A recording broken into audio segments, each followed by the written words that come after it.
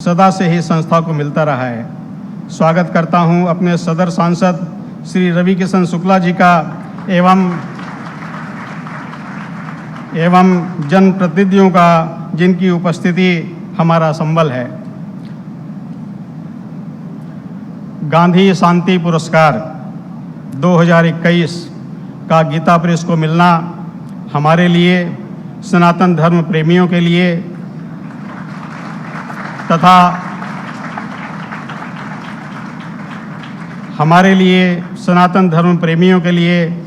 आध्यात्मिक जगत से जुड़े करोड़ों पाठकों के लिए गौरव की बात है। इसके लिए गीता प्रेस परिवार माननीय प्रधानमंत्री जी, पूज्य श्री महाराज जी एवं भारत सरकार के संस्कृति मंत्रालय के प्रति आभार व्यक्त करता है। मुझे यह बताते हुए हर्ष हो रहा है कि आज हम ब्रह्मलीन परम श्रद्धेय श्री जयदयाल जी गोविंदका के दिखाए मार्ग से 100 वर्ष की यात्रा पूर्ण करके आगे की यात्रा में पदार्पण कर चुके हैं। इस यात्रा में छपाई की ट्रेडल मशीन से आधुनिक वेब ऑफसेट मशीन तक पहुंच चुके हैं। प्रिंटिंग एवं बाइंडिंग के लिए अनेकों देसी विदेशी मशीनों का प्रयोग कर रहे हैं।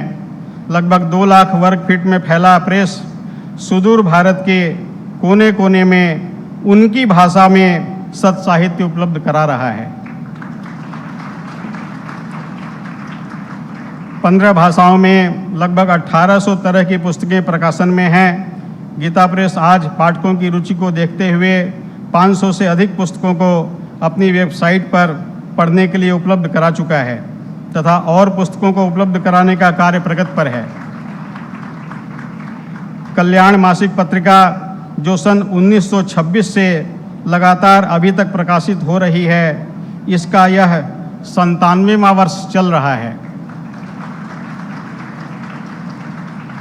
गीता प्रेस एक ऐप पर भी काम कर रहा है। इस पर गीता प्रेस से प्रकाशित पुस्तकों को उपलब्ध कराने की योजना है।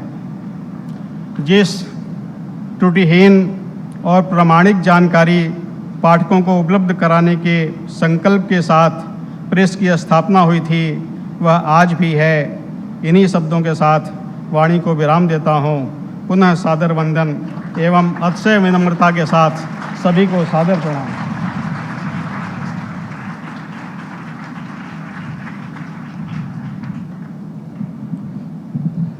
भावनाएं जब शब्द का रूप धारण करती हैं तो समय सीमा का उल्लंघन हो जाता है, पर श्री देवी दयाल जी अग्रवाल जी ने समय की मर्यादा का ध्यान रखा, इसके लिए धन्यवाद। अब एक निवेदन मैं आदरणीय मंच से करना चाह रहा हूं, वह यह कि गीता प्रेस परिवार की तरफ से आपके सम्मान में उत्तरीय और पुष्पगुच्छ दिया जाना है। कृपया इसको स्वीकार करने की कृपा करेंगे। मंचस्थ अतिथियों के सम्मान के क्रम में सबसे पहले मैं आमंत्रित करता हूं श्री कृष्ण कुमार जी खेमका जी को, जो माननीय प्रधानमंत्री जी को उत्तरीय से सम्मानित करेंगे। उसके बाद पुष्पगुच्छ से श्री ईश्वर प्रसाद जी पटवारी और स्मृति चिन्ह से श्री मुरली मनोहर जी सराफ करेंगे। ये लोग लाइन में रहें ताकि जल्दी ये काम अपना समाप्त हो जाए।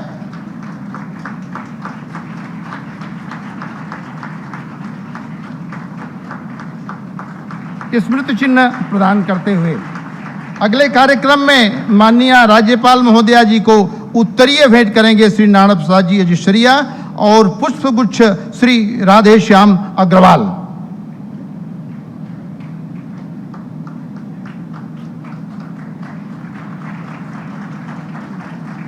इसके बाद तैयार रहें।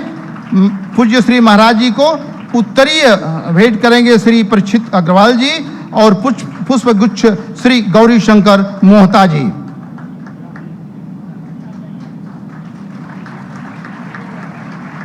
आगे के लिए तैयार रहें। माननीय सदर सांसद महोदय भी हमारे बीच में हैं। इनको उत्तरीय श्री राम नारायण जी चांडक और पुष्पगुच्छ श्री जय किशन सारडा जी भेंट करेंगे।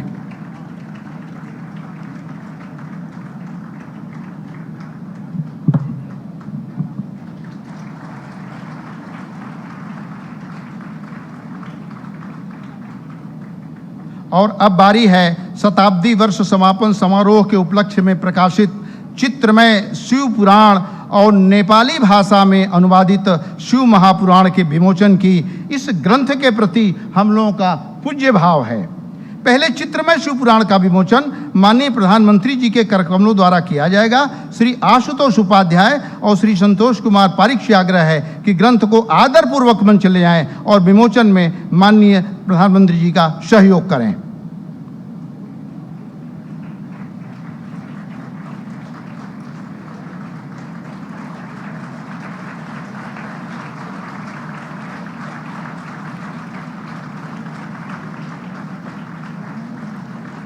मंचस्थ सभी अतिथियों के हाथों में ग्रंथ पहुंचाएं।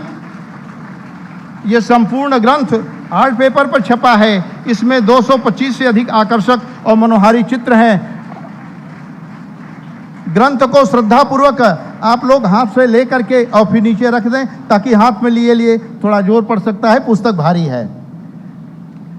शिव पुराण को हम 8 भाषाओं में प्रकाशित कर रहे हैं और गीता प्रेस से अब तक शिव पुराण की 20,25,000 से अधिक प्रतियां प्रकाशित हो चुकी हैं। अब नेपाली भाषा में प्रकाशित शिव महापुराण के विमोचन की बारी है। इसको मंच तक आदरपूर्वक ले आए श्री रूपेश कुमार चौबे और श्री राजेश शर्मा।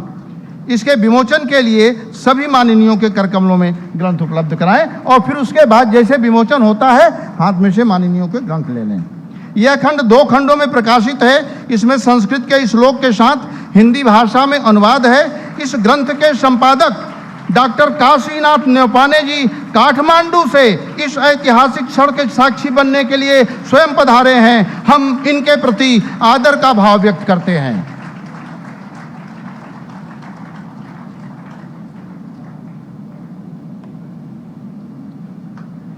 अब बिना कुछ समय गंवाए प्रणाम के साथ आशीर्वाद के लिए आमंत्रित करता हूं उत्तर प्रदेश के यशस्वी मुख्यमंत्री गोरक्ष पीठाधीश्वर पूज्य श्री महाराज जी को।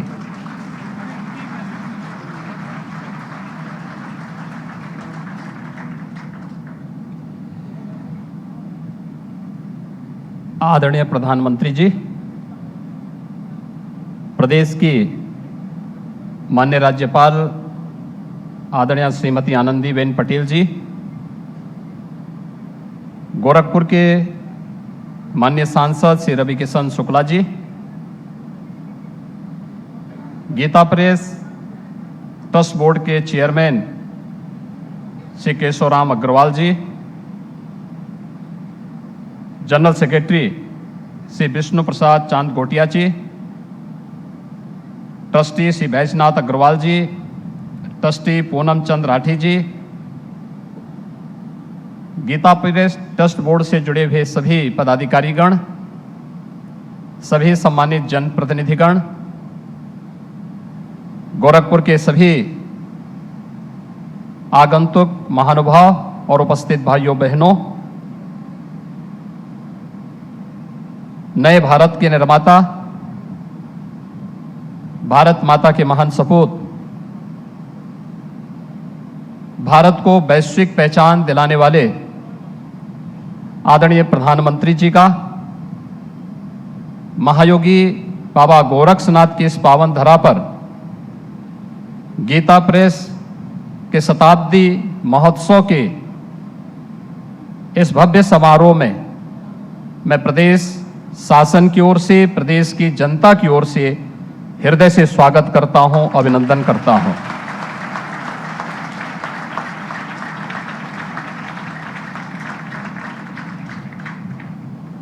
भाइयों बहनों, हम सब ने पिछले 9 वर्षों में भारत की विकास की एक नई यात्रा के साथ साथ आस्था और विरासत को मिल रहे सम्मान और वैश्विक स्तर पर भारत को मिल रही नई पहचान को देखा है। ये नया भारत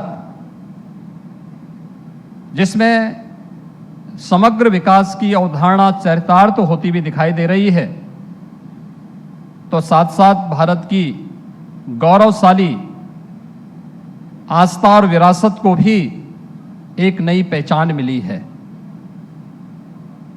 हम में से हर व्यक्ति जानता है योग भारत की अति प्राचीन विधा रही है, लेकिन पहली बार योग वैश्विक मान्यता प्राप्त हुई है। जब 21 जून की तिथि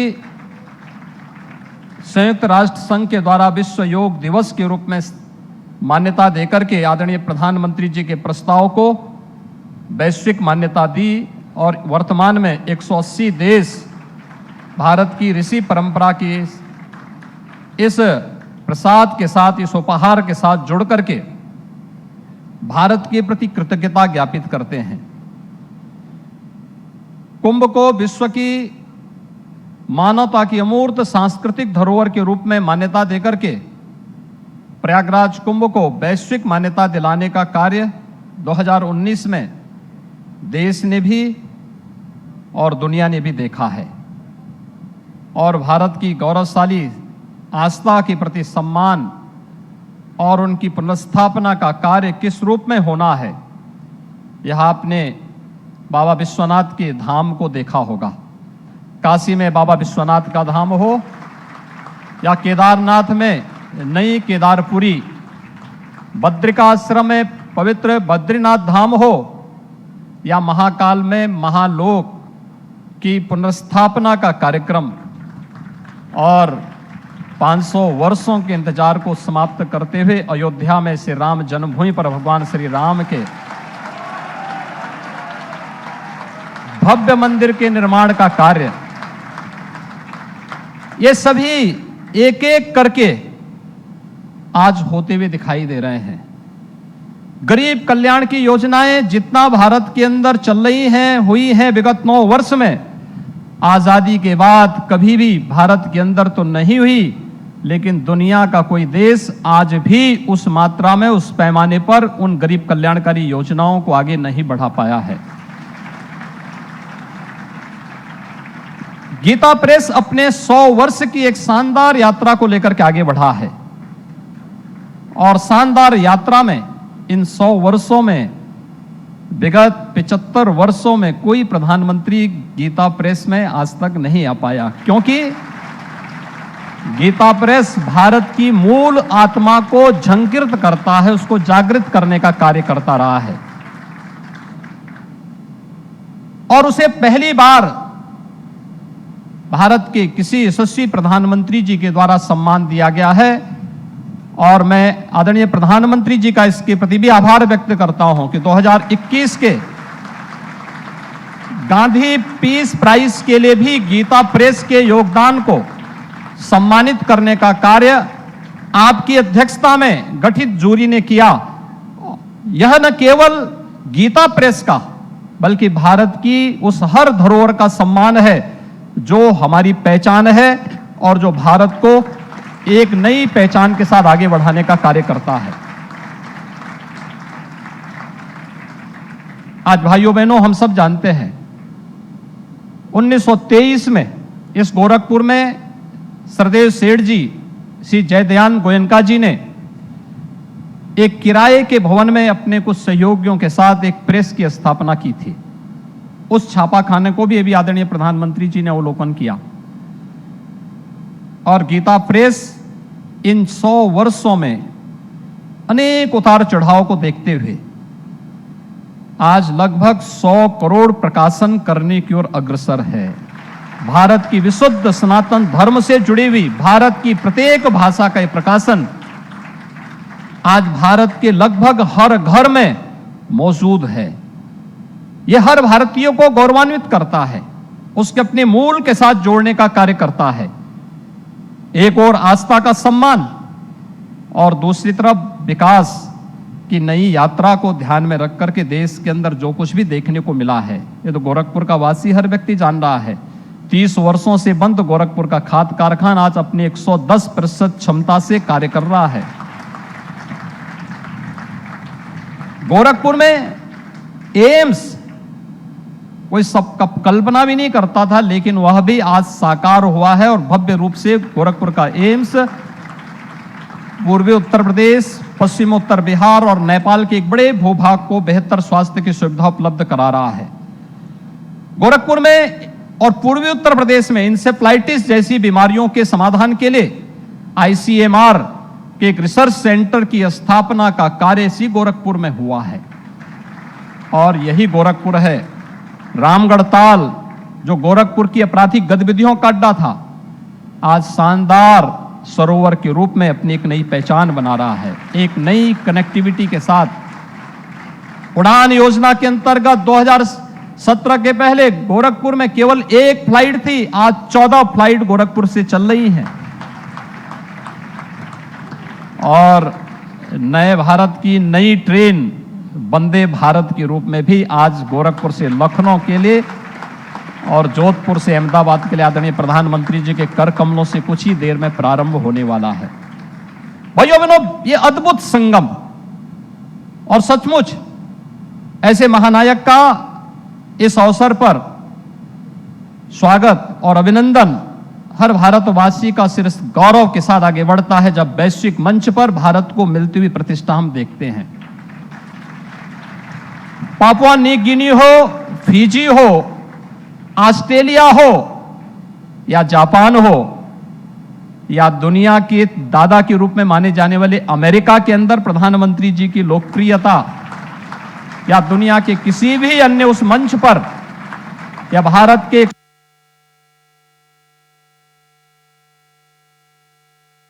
140 करोड़ लोगों के सिर को गौरव के साथ आगे बढ़ाता है और हर भारतीय को आगे बढ़ने के लिए एक नई प्रेरणा भी प्रदान करता है। और इसीलिए तो श्रीमद् भगवद गीता में भगवान ने इस बात को कहा कि ददा चरित श्रेष्ठस तत् देवे तरो जना स यत् प्रमाणम कुरुते लोकस तदनुवर्तते। श्रेष्ठ पुरुष जिस प्रकार का आचरण करता है अन्य लोग भी उस प्रकार का आचरण करने लगते हैं, और जिस प्रकार का प्रमाण प्रस्तुत करता है वो अन्य लोगों के लिए यानी लोक के लिए भी वह एक नई प्रेरणा होती है। और आज ये नया भारत आदरणीय प्रधानमंत्री जी का अनुगामी बनकर के उनके मार्ग का अनुसरण करते हुए भारत को दुनिया की सबसे बड़ी ताकत के रूप में स्थापित करने के उनके संकल्पों के साथ कार्य कर रहा है। हम प्रदेशवासी अभिभूत हैं, देशवासी अभिभूत हैं विकास की इस नई यात्रा के साथ जुड़ने के लिए, भारत की धरोहर को मिल रही मान्यता को लेकर के, भारत की आस्था को मिल रहे सम्मान को लेकर के मैं इस अवसर पर एक बार फिर से प्रदेशवासियों की ओर से, गोरखपुर वासियों की ओर से, पूर्वी उत्तर प्रदेश को जो आपने एक नई पहचान दिलाई है, उन सब की ओर से आपका एक बार फिर से हृदय से आभार व्यक्त करते हुए स्वागत करता हूं, अभिनंदन करता हूं। इस अवसर पर प्रदेश की माननीय राज्यपाल आदरणीय श्रीमती आनंदीबेन पटेल जी का भी मैं हृदय से अभिनंदन करता हूं, जिनका मार्गदर्शन प्रदेश के विकास के लिए हम सबको सदैव एक नई प्रेरणा प्रदान करती है। गीता प्रेस से जुड़े हुए ट्रस्टी बोर्ड को, जो सनातन धर्म की इस आवाज को साहित्य के माध्यम से जन जन तक पहुंचाने का कार्य कर रहे हैं, शताब्दी महोत्सव के अवसर पर उन्हें हृदय से बधाई और शुभकामनाएं देते हुए विश्वास करते हैं कि संस्थापकों की भावनाओं के अनुरूप यह प्रेस निरंतर 100 वर्ष की अपनी यात्रा को जिस प्रकार से, जिस शानदार तरीके से आगे बढ़ाया है, आगे की कार्य योजना को भी उसी तत्परता के साथ, उसी प्रतिबद्धता के साथ गीता प्रेस ट्रस्ट बोर्ड आगे बढ़ाने का कार्य करेगा। पूरा समाज और पूरी सरकार आज आपके साथ में है। इस विश्वास के साथ मैं आप सबके प्रति अपनी शुभकामनाएं देता हूं। धन्यवाद। जय हिंद। जय हिंद।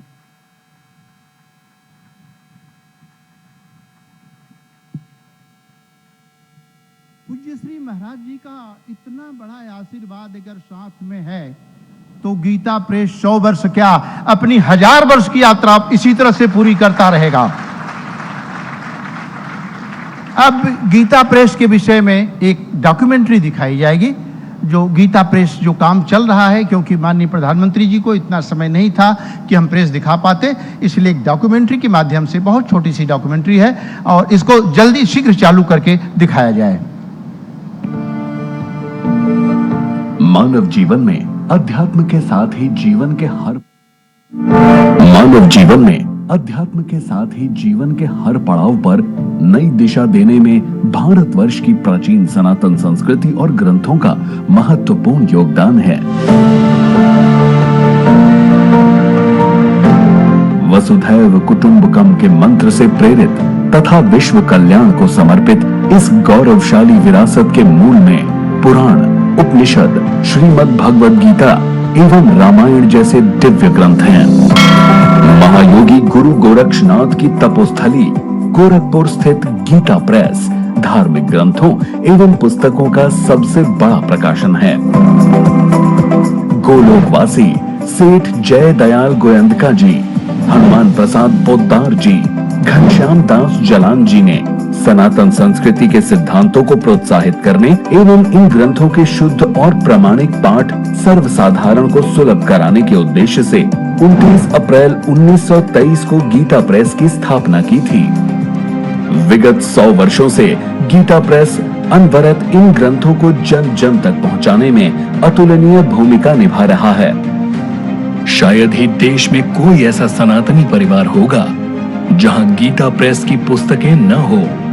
श्रीमद् भगवद गीता, रामचरितमानस, रामायण, पुराण, उपनिषद, गोस्वामी तुलसीदास और सूरदास के साहित्य आदि एवं मासिक पत्रिका कल्याण सहित 15 भाषाओं में 1800 से अधिक धार्मिक पुस्तकों का प्रकाशन यहां से किया जा रहा है। मासिक पत्र कल्याण की प्रकाशित प्रतियों को जोड़कर अब तक लगभग 93 करोड़ पुस्तकों ने पाठकों का मार्गदर्शन किया है। गीता प्रेस के ग्रंथ और पुस्तकें बाल्यकाल, युवावस्था और प्रौढ़ावस्था के साथ ही व्यक्तिगत, सामाजिक एवं बौद्धिक विकास में मार्गदर्शक बनकर उभरी हैं। श्रीमद् भगवद गीता तथा अन्य प्राचीन ग्रंथों की 2900 से अधिक पांडुलिपियां गीता प्रेस के अभिलेखागार को शोभायमान कर रही हैं। इन ग्रंथों के न्यूनतम मूल्य एवं उच्च गुणवत्ता वाले संस्करणों के प्रकाशन के साथ आज गीता प्रेस गौरवशाली सनातन विरासत के प्रचार प्रसार में तत्पर देश के महत्वपूर्ण संस्थानों में प्रमुख है। भारत का एकमात्र स्वदेशी प्रकाशन संस्थान जो विगत 100 वर्षों से बिना किसी विज्ञापन अथवा अनुदान के संचालित है। भारतीय समाज और सनातन संस्कृति के उत्थान में अद्वितीय योगदान के लिए गीता प्रेस को भारत सरकार के संस्कृति मंत्रालय ने प्रतिष्ठित गांधी शांति पुरस्कार से सम्मानित किया है। आज गीता प्रेस की स्थापना के शताब्दी वर्ष समापन समारोह में यशस्वी प्रधानमंत्री श्री नरेंद्र मोदी जी और माननीय मुख्यमंत्री योगी आदित्यनाथ जी की गौरवशाली उपस्थिति में यह समारोह जनमानस सनातन संस्कृति के उपासकों को नई ऊर्जा और नई दिशा देगा। भारतीय संस्कृति का बढ़ाया मान, सनातन परंपरा को दी नई पहचान।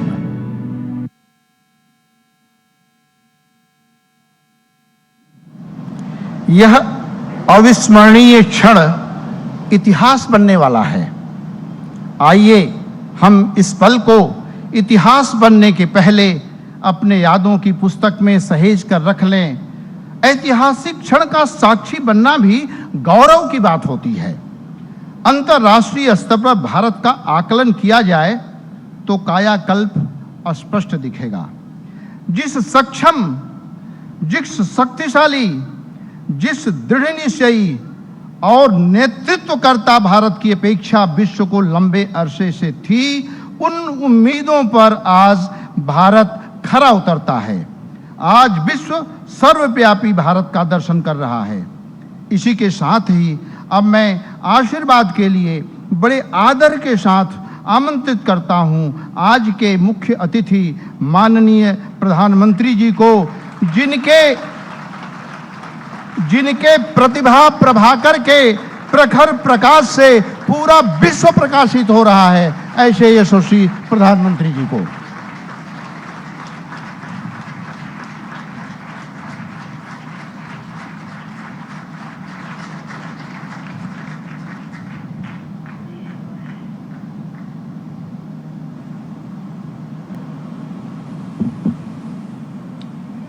श्री हरि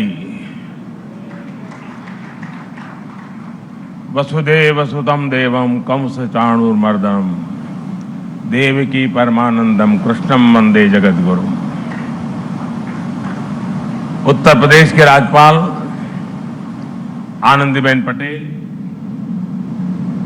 मुख्यमंत्री श्रीमान योगी आदित्यनाथ जी, गीता प्रेस के श्री केशवराम अग्रवाल जी, श्री विष्णु प्रसाद जी, सांसद भाई रवि किशन जी, अन्य महानुभाव, देवी और सज्जनों, सावन का पवित्र मास, इंद्रदेव का आशीर्वाद, शिवावतार गुरु गोरखनाथ की तपोस्थली और अनेकानेक संतों की कर्मस्थली ये गीता प्रेस गोरखपुर। जब संतों का आशीर्वाद फलीभूत होता है तब इस तरह के सुखद अवसर का लाभ मिलता है। इस बार का मेरा गोरखपुर का दौरा विकास भी, विरासत भी, इस नीति का एक अद्भुत उदाहरण है।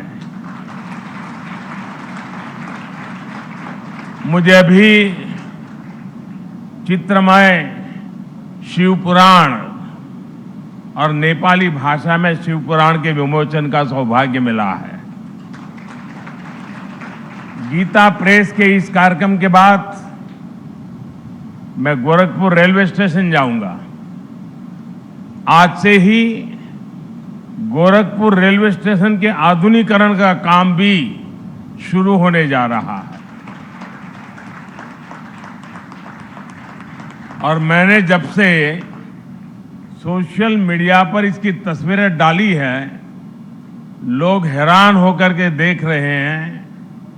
लोगों ने कभी सोचा ही नहीं था कि रेलवे स्टेशनों का भी इस तरह कायाकल्प हो सकता है। और उसी कार्यक्रम में मैं गोरखपुर से लखनऊ के लिए वंदे भारत ट्रेन को हरी झंडी दिखाऊंगा और उसी समय जोधपुर से अहमदाबाद के बीच चलने वाली वंदे भारत एक्सप्रेस को भी रवाना किया जाएगा। वंदे भारत ट्रेन ने देश के मध्यम वर्ग को सुविधाओं और सहूलियतों के लिए एक नई उड़ान दी है। एक समय था जब नेता लोग चिट्ठियां लिखा करते थे कि हमारे क्षेत्र में इस ट्रेन का एक जरा होल्ड बना ले, उस ट्रेन का होल्ड बना ले। आज देश के कोने कोने से नेता मुझे चिट्ठियां लिखकर कहते हैं कि हमारे क्षेत्र से भी वंदे भारत चलाइए। ये वंदे भारत का एक क्रेज है। इन सारे आयोजनों के लिए मैं गोरखपुर के लोगों को, देश के लोगों को बहुत बहुत बधाई देता हूं। साथियों, गीता प्रेस विश्व का ऐसा इकलौता प्रिंटिंग प्रेस है जो सिर्फ एक संस्था नहीं है बल्कि एक जीवंत आस्था है। गीता प्रेस का कार्यालय करोड़ों करोड़ लोगों के लिए किसी भी मंदिर से जरा भी कम नहीं है। इसके नाम में भी गीता है और इसके काम में भी गीता है। और जहां गीता है वहां साक्षात कृष्ण है और जहां कृष्ण है वहां करुणा भी है, कर्म भी है, वहां ज्ञान का बोध भी है और विज्ञान का शोध भी है। क्योंकि गीता का वाक्य है वासुदेवः सर्वम, वासुदेवः सर्वम। सब कुछ वासुदेवमय है, सब कुछ वासुदेव से ही है, सब कुछ वासुदेव में ही है। भाई और बहनों, 1923 में गीता प्रेस के रूप में यहां जो आध्यात्मिक ज्योति प्रज्वलित हुई, आज उसका प्रकाश पूरी मानवता का मार्गदर्शन कर रहा है। हमारा सौभाग्य है कि हम सभी इस मानवीय मिशन की शताब्दी के साक्षी बन रहे हैं। इस ऐतिहासिक अवसर पर ही हमारी सरकार ने गीता प्रेस को गांधी शांति पुरस्कार भी दिया है। गांधी जी का गीता प्रेस से भावनात्मक जुड़ाव था। एक समय में गांधी जी कल्याण पत्रिका के माध्यम से गीता प्रेस के लिए लिखा करते थे और मुझे बताया गया कि गांधी जी ने ही सुझाव दिया था कि कल्याण पत्रिका में विज्ञापन न छापे जाएं। कल्याण पत्रिका आज भी गांधी जी के उस सुझाव का 100% अनुसरण कर रही है। मुझे खुशी है कि आज ये पुरस्कार गीता प्रेस को मिला है। ये देश की ओर से गीता प्रेस का सम्मान है, इसके योगदान का सम्मान है और इसकी 100 वर्षों की विरासत का सम्मान है। इन 100 वर्षों में गीता प्रेस द्वारा करोड़ों करोड़ों किताबें प्रकाशित हो चुकी है। आंकड़ा कभी कोई 70 बताता है, कोई 80 बताता है, कोई 90 करोड़ बताता है। ये संख्या किसी को भी हैरान कर सकती है और ये पुस्तकें लागत से भी कम मूल्य पर बिकती है, घर घर पहुंचाई जाती है। आप कल्पना कर सकते हैं इस विद्या प्रवाह ने कितने ही लोगों को आध्यात्मिक बौद्धिक तृप्ति दी होगी, समाज के लिए कितने ही समर्पित नागरिकों का निर्माण किया होगा। मैं उन विभूतियों का अभिनंदन करता हूं जो इस यज्ञ में निष्काम भाव से बिना किसी प्रचार के अपना सहयोग देते रहे हैं। मैं इस अवसर पर सेठ जी, श्री जयदयाल गोयनका जी और भाई जी श्री हनुमान प्रसाद पोद्दार जैसी विभूतियों के प्रति अपनी श्रद्धांजलि भी अर्पित करता हूं। साथियों, गीता प्रेस जैसी संस्था सिर्फ धर्म और कर्म से नहीं जुड़ी है, बल्कि इसका एक राष्ट्रीय चरित्र भी है। गीता प्रेस भारत को जोड़ती है, भारत की एकजुटता को सशक्त करती है।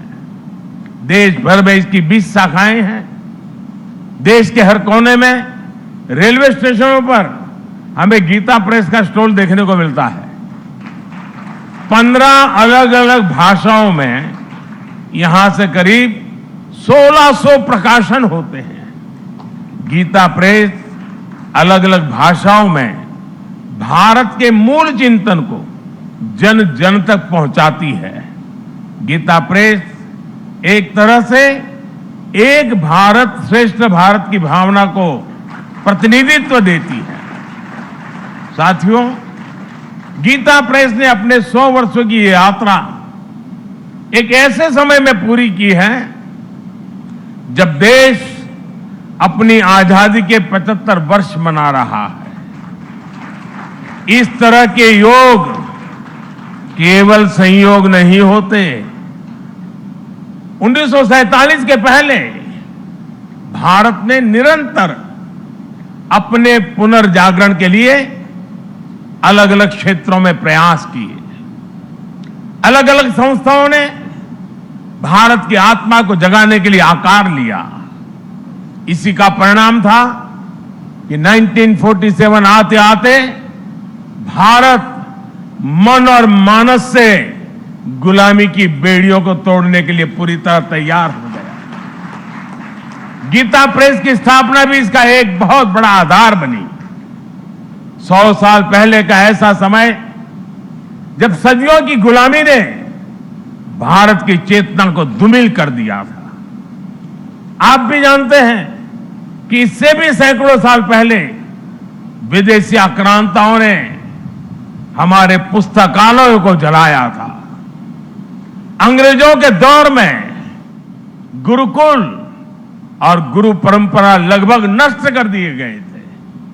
ऐसे में स्वाभाविक था कि ज्ञान और विरासत लुप्त होने की कगार पर थे।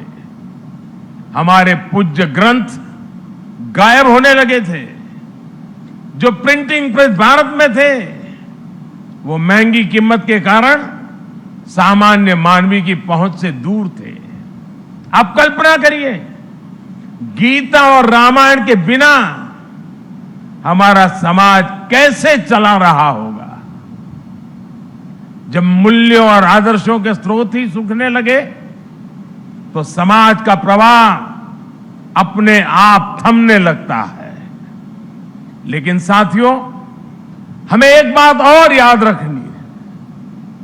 हमारे भारत की अनादि यात्रा में ऐसे कितने ही पड़ाव आए हैं जब हम और ज्यादा परिष्कृत होकर के निकले हैं।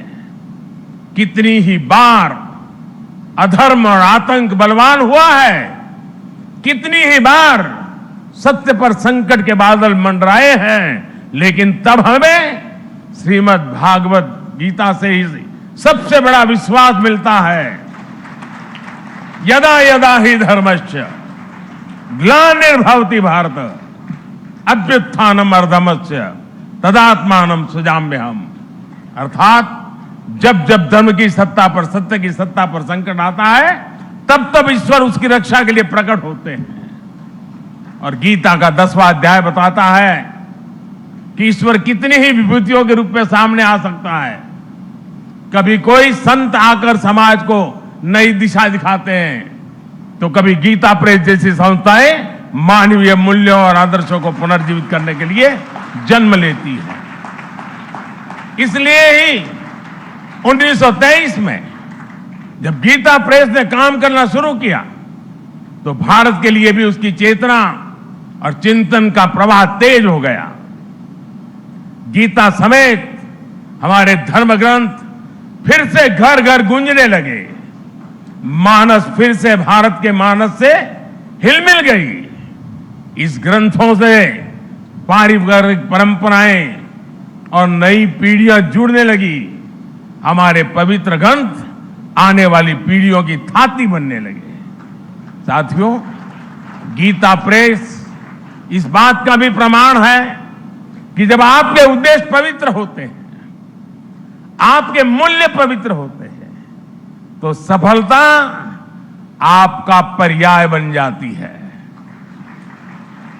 गीता प्रेस एक ऐसा संस्थान है जिसने हमेशा सामाजिक मूल्यों को समृद्ध किया है, लोगों को कर्तव्य पथ का रास्ता दिखाया है।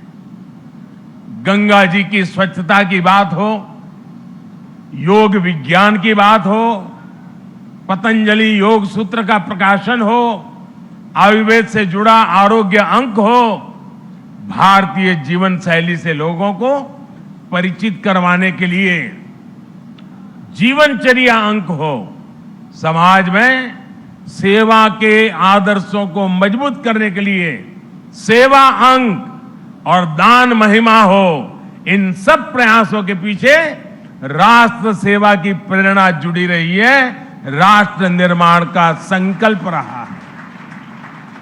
साथियों, संतों की तपस्या कभी निष्फल नहीं होती, उनके संकल्प कभी शून्य नहीं होते। इन्हीं संकल्पों का परिणाम है कि आज हमारा भारत सफलता के नित्य नए आयाम स्थापित कर रहा है। मैंने लाल किले से कहा था, और आपको याद होगा, मैंने लाल किले से कहा था कि ये समय गुलामी की मानसिकता से मुक्त होकर अपनी विरासत पर गर्व करने का समय है।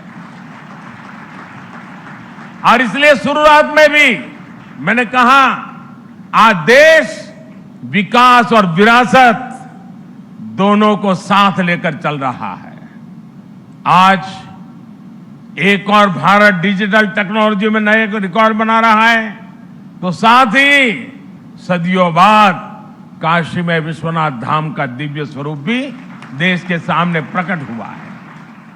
आज हम वर्ल्ड क्लास इंफ्रास्ट्रक्चर बना रहे हैं, तो साथ ही केदारनाथ और महाकाल महालोक जैसे तीर्थों की भव्यता के साक्षी भी बन रहे हैं। सदियों बाद अयोध्या में भव्य राम मंदिर का सपना, हमारा सपना पूरा होने जा रहा है। हम आजादी के 75 साल बाद भी अपनी नौसेना के झंडे पर गुलामी के प्रतीक चिन्ह को ढो रहे थे। हम राजधानी दिल्ली में भारतीय संसद के बगल में अंग्रेजी परंपराओं पर चल रहे थे। हमने पूरे आत्मविश्वास के साथ इन्हें बदलने का काम किया है। हमने अपनी धरोहरों को, भारतीय विचारों को वो स्थान दिया है जो उन्हें मिलना चाहिए था। इसलिए अब भारत की नौसेना के झंडे पर छत्रपति शिवाजी महाराज के समय का निशान दिखाई दे रहा है। अब गुलामी के दौर का राजपथ कर्तव्य पथ कर बनकर कर्तव्य भाव की प्रेरणा दे रहा है। आज देश की जनजातीय परंपरा का सम्मान करने के लिए देश भर में जनजातीय स्वतंत्रता सेनानी म्यूजियम बनाए जा रहे हैं। हमारी जो पवित्र प्राचीन मूर्तियां चोरी करके देश के बाहर भेज दी गई थी, वो भी अब वापस हमारे मंदिरों में आ रही है। जिस विकसित और आध्यात्मिक भारत का विचार हमारे मनीषियों ने हमें दिया है, आज हम उसे सार्थक होता हुआ देख रहे हैं। मुझे विश्वास है हमारे संतों, ऋषियों, मुनियों, उनकी आध्यात्मिक साधना भारत के सर्वांगीण विकास को ऐसे ही ऊर्जा देती रहेगी। हम एक नए भारत का निर्माण करेंगे और विश्व कल्याण की अपनी भावना को सफल बनाएंगे। इसी के साथ आप सभी का इस पवित्र अवसर पर मुझे आपके बीच आने का मौका दिया और मुझे भी इस पवित्र कार्य में कुछ पल के लिए क्यों नहीं आपके बीच बिताने का अवसर मिला। मेरे जीवन का इस सद्भाग्य है। आप सबका मैं फिर से एक बार हृदय से बहुत बहुत धन्यवाद करता हूं, बहुत बहुत शुभकामनाएं देता हूं।